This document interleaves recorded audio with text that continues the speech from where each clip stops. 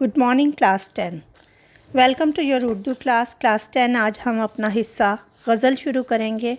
हिस्सा गज़ल में से पहली गज़ल हसरत मोहानी की है। हसरत मोहानी का असल नाम सैयद फजलुल हसन था और हसरत तखल्लुस था। आप यूपी के कस्बे मोहान में पैदा हुए और इसी निस्बत से मोहानी कहलाए।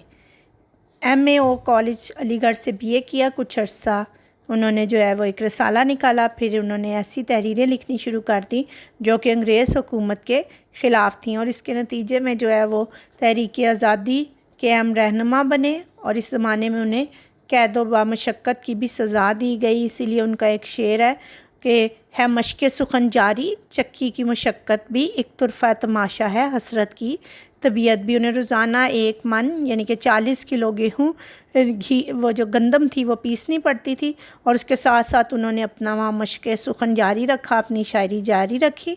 हसरत मोहानी बुनियादी तौर पे गज़ल के शायर हैं। उन्होंने अपनी शायरी में जो है वो सूफियाना और इश्कियाना जो है वो ख़यालात को कलमबंद किया है, इसलिए उन्हें रईसुल मुतग़ज़्ज़लीन भी कहते हैं।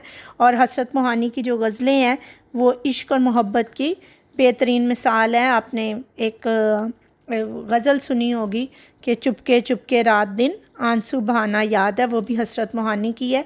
तो हसरत मोहानी ने जो है वो रईसुल मुतग़ज़्ज़लीन है। जिस तरह हम बहादुर उनको जानते हैं, मीर तकी मीर को, वो शहंशाह गज़ल है।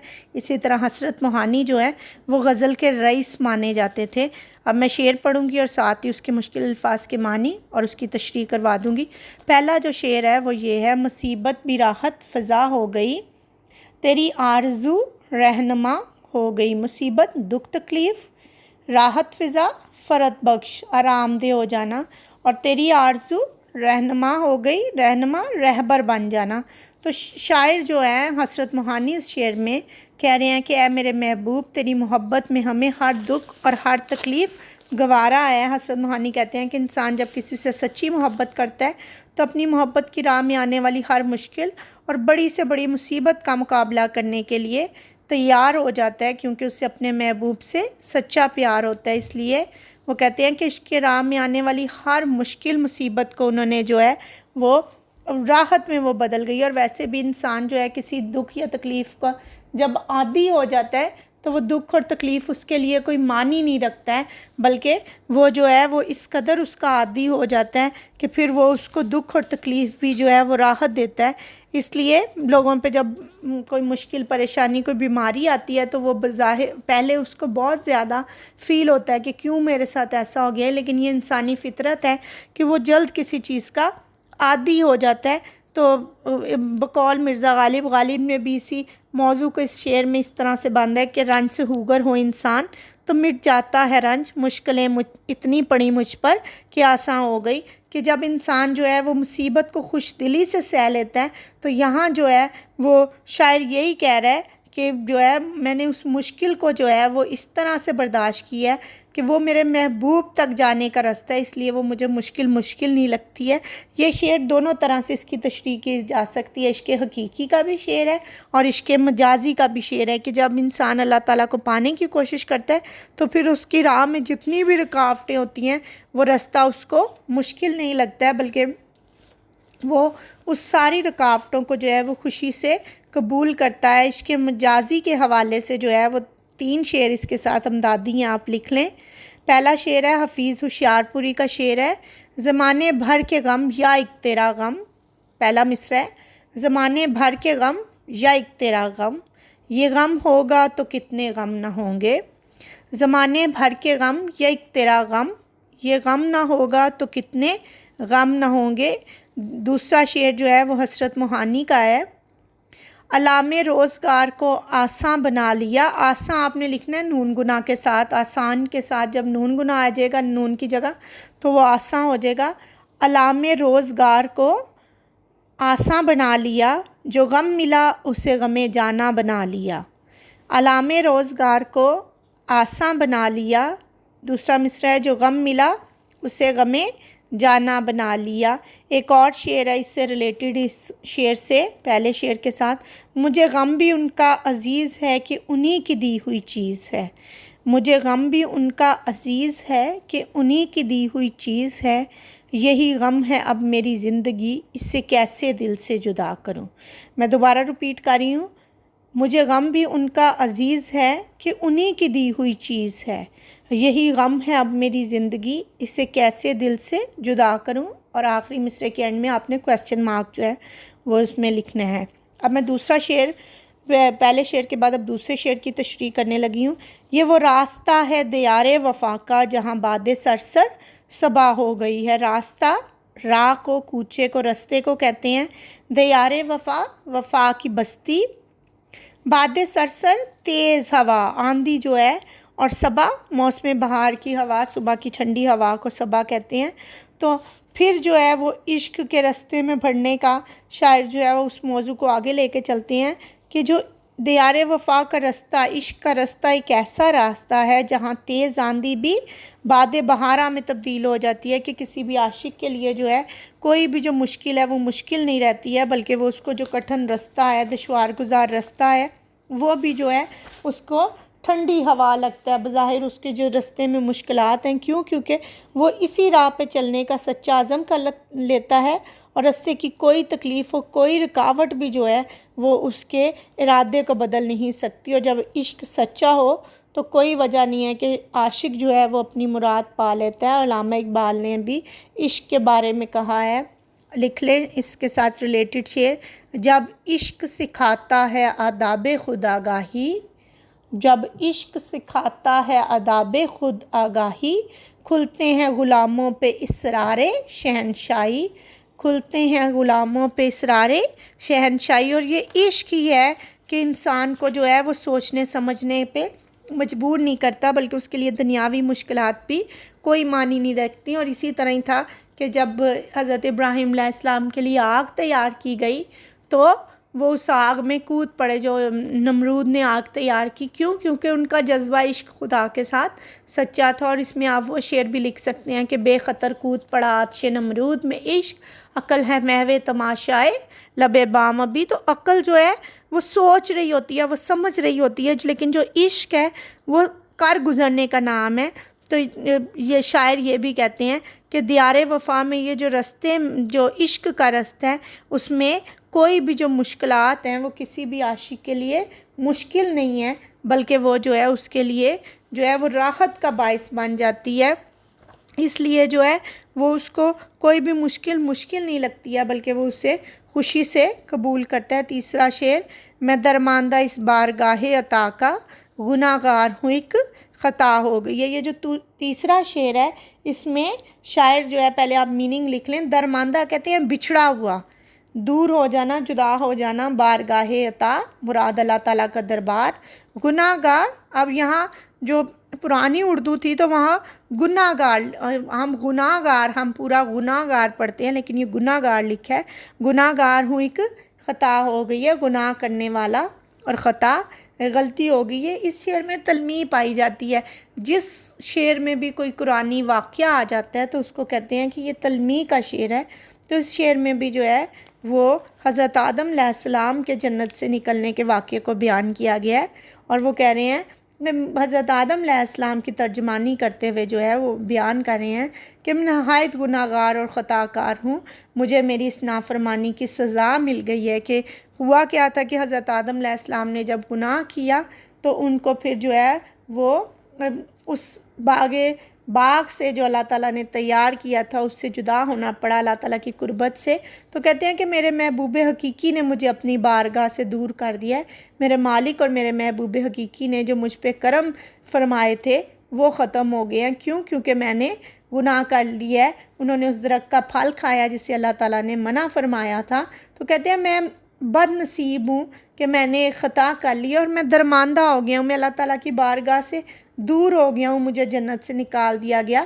تو انسان کی فطرت میں گناہ اور نافرمانی شامل ہے، لیکن انسان جو ہے وہ گناہ پہ گناہ کرتا ہے، لیکن اللہ تعالیٰ، انسان کا کام گناہ کرنا ہے، لیکن اللہ تعالیٰ کی جو فطرت ہے وہ معاف کرنا ہے، وہ اپنے لوگوں پہ بخشش کے اور توبہ کے دروازے کھلے رکھتا ہے۔ اور اسی لیے جو ہے جیسے ہی اس کے حضور جو ہے جتنا بھی گناہ گار ہو، جیسے ہی اس کے حضور گناہ کی معافی مانگتا ہے تو وہ سب کو معاف کرنے پہ قادر ہے، کیونکہ وہ ہمارے گناہوں کو دور پھینک دیتا ہے اور پھر ان کو حساب میں نہیں لے کے آتا ہے، کیونکہ اگر خدا ہمارے گناہوں کو حساب میں لے کے آئے تو پھر کوئی بھی اس کے سامنے ٹھہر نہیں سکتا ہے، لیکن انسان کی فطرت میں گناہ کرنا ہے اور اللہ تعالیٰ کا معاف کر دینے کی فطرت ہے۔ شعر لکھ لیں اس سے ریلیٹڈ، یہ مولانا ظفر علی خان کا شعر ہے۔ سراپا معصیت میں ہوں، سراپا معصیت گناہ گار ہونا، سراپا معصیت میں ہوں، سراپا مغفرت وہ ہے، سراپا معصیت میں ہوں، سراپا مغفرت وہ ہے، خطا کوشی روش میری، خطا پوشی ہے کام اس کا، خطا کوشی روش میری، خطا پوشی ہے کام اس کا، کہ ہمارا کام جو ہے وہ خطا کرنا ہے اور اس کا کام معاف کرنا ہے۔ ایک اور شعر لکھ لے، عفو او خطا میں ضد ہو گئی تھی، عفو اور خطا میں ضد ہو گئی تھی، وہ بھی نہ ہارے میں بھی نہ ہارا، عطا اور عفو اور خطا میں ضد ہو گئی تھی، وہ بھی نہ ہارے میں بھی نہ ہارا۔ ایک اور شعر اس سے ریلیٹڈ لکھ لیں، انہی آبلوں سے پاؤں کے گھبرا گیا ہوں میں، جی خوش ہوا ہے راہ کو پرخار دیکھ کر، انہی آبلوں سے پاؤں کہ گھبرا گیا ہوں میں، جی خوش ہوا ہے راہ کو پرخار دیکھ کر۔ چوتھا شعر دیکھیں، تیرے رتبہ دانے محبت کی حالت تیرے شوق میں کیا سے کیا ہو گئی ہے۔ رتبہ دانے محبت، محبت کا بلند مقام، یعنی کہ محبت کی قدر و قیمت کو جان لینا، حالت کیفیت اور شوق ذوق۔ تو شاعر اس شعر میں کہہ رہے ہیں کہ میرے محبوب، میں نے تیری محبت کا بلند مقام اور قدر و قیمت کو میں جان چکا ہوں، اور مجھے یقین آ گیا ہے کہ دیکھ لے کہ تیرے عشق میں میری حالت کیا سے کیا ہو گئی ہے۔ حسن روحانی اس شعر میں ایک عاشق اپنے محبوب کی محبت میں اپنی ذات کی نفی کر لیتا ہے، اور پھر وہ جو ہے وہ اپنے محبوب کے لیے اپنا سب کچھ ختم کر دینے کے لیے، اپنا سب کچھ قربان کرنے کے لیے تیار ہو جاتا ہے۔ اس لیے وہ کہتے ہیں کہ یہ عشق حقیقی کا بھی شعر ہو سکتا ہے اور عشق مجازی کا بھی شعر ہو سکتا ہے۔ عشق حقیقی میں یہ کہ انسان جو ہے وہ اللہ تعالیٰ کی محبت میں اس قدر گم ہو جاتا ہے کہ بالکل اپنے آپ کو اس کی محبت میں ختم کر لیتا ہے، اور وہ جو ہے اس کی محبت میں جو ہے وہ درویشی اختیار کر لیتا ہے، اور اسے اللہ تعالیٰ کی محبت سے بڑھ کے کسی اور چیز کی قدر و قیمت نہیں رہتی۔ اور عشق مجازی کے مطابق جو ہے وہ ایک عاشق اپنے محبوب کو پانے کے لیے اتنا سب کچھ کر گزرتا ہے کہ وہ سوچ بھی نہیں رکھتا اور اپنی جان تک بعض اوقات قربان کرنے کے لیے تیار ہو جاتا ہے۔ تو علامہ اقبال نے اس کیفیت کو اس طرح بیان کیا، اس سے ریلیٹڈ شعر لکھ لیں، تیرے عشق کی انتہا چاہتا ہوں، تیرے عشق کی انتہا چاہتا ہوں، میری سادگی دیکھ کیا چاہتا ہوں، تیرے عشق کی انتہا چاہتا ہوں، میری سادگی دیکھ کیا چاہتا ہوں۔ امجد اسلام امجد کا شعر ہے، وہ بھی اس سے ریلیٹڈ ہے، وہ لکھ لیں، پیڑ کو دھیمک لگ جائے یا آدم ذات کو غم، پیڑ کو دھیمک لگ جائے یا آدم ذات کو غم، دونوں کو پھر امجد ہم نے بچتے دیکھا کم، دونوں کو پھر امجد ہم نے بچتے دیکھا کم۔ جی پانچواں شعر دیکھیں، پہنچ جائیں گے انتہا کو بھی حسرت جب اس راہ کی ابتدا ہو گئی ہے۔ اور حسن روحانی اپنے اس آخری شعر میں، جو کہ مقطع ہے کیونکہ انہوں نے اس شعر میں اپنا نام استعمال کیا ہے، تو غزل کا وہ شعر جو آخری شعر جس میں شاعر اپنا نام استعمال کرتا ہے اس کو مقطع کہتے ہیں۔ تو صنعت تضاد کا ذکر کیا ہے، اس کے اندر دو اپوزٹ بات کا ذکر کیا ہے، انتہا اور ابتدا۔ تو مولانا حسرت موہانی کہہ رہے ہیں کہ جب عشق کے راہ میں چلنے کی ابتدا ہو جائے تو انسان کسی کام کا آغاز کرتا ہے تو پھر جو ہے اختتام تک پہنچ ہی جاتا ہے، لیکن اس کے لیے سفر شرط ہے۔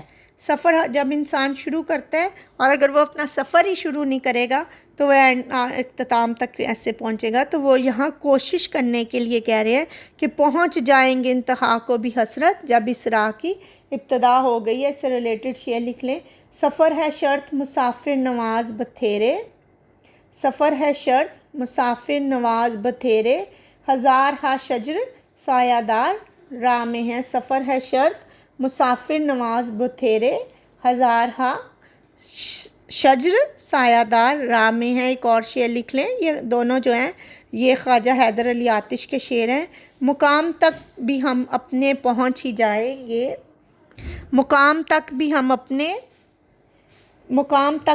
ہم اپنے پہنچ ہی جائیں گے، خدا تو دوست ہے دشمن ہزار راہ میں ہے، خدا تو دوست ہے دشمن ہزار راہ میں ہے۔ اور اگر یہ عشق حقیقی اور عشق مجازی کے حوالے سے دیکھا جائے تو جو ہے انسان جب اس دنیا میں آتا ہے تو وہ اس دنیا میں آ کے جو ہے وہ ابتدا کرتا ہے اپنی زندگی کی اور پھر انتہا تک پہنچ جاتا ہے، اور وہ انتہا کیا ہے؟ موت۔ اور موت دراصل جو ہے وہ خدا سے ملاپ کا دوسرا نام ہے۔ تو شاعر کا یہ شعر بھی آپ عشق حقیقی میں لکھ سکتے ہیں کہ چلے تو کٹ ہی جائے گا سفر آہستہ آہستہ، ہم ان کے پاس جاتے ہیں مگر آہستہ آہستہ۔ تو یہ جو غزل کے اشعار ہیں، اس کو آپ عشق مجازی اور عشق حقیقی دونوں ہی میں اس کی تشریح کر سکتے ہیں۔ Thank you.